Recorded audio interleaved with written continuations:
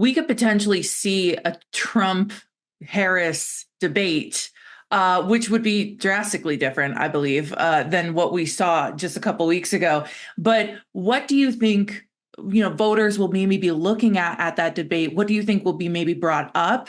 I think one of the things that I heard most from people discussing after the last debate was that none of the moderators' questions were properly answered. Do you think that it'll be more traditional debate than what we've seen the last couple of times? I think Harris will give you a more traditional debate than what we've seen. And I think she'll do a fantastic job. If you think back to her vice presidential debate against Mike Pence, and some of the debates that she was in as a primary caucus candidate in 2019, she did a fantastic job. She's a strong speaker. She can make an argument. She's got that lawyer prosecutor background to make her case. So I would expect her to do a better job answering questions and a better job making a case against Donald Trump. The other thing I think that will be important in the next presidential debate is the focus can shift back to Trump on some issues related to age and, ethics, morals, whatever that might be.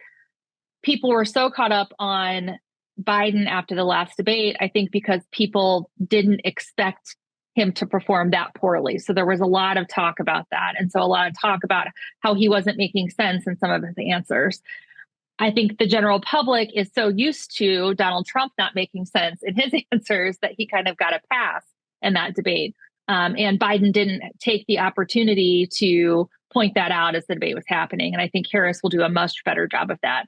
I'll be curious to see if Trump decides to debate her or not.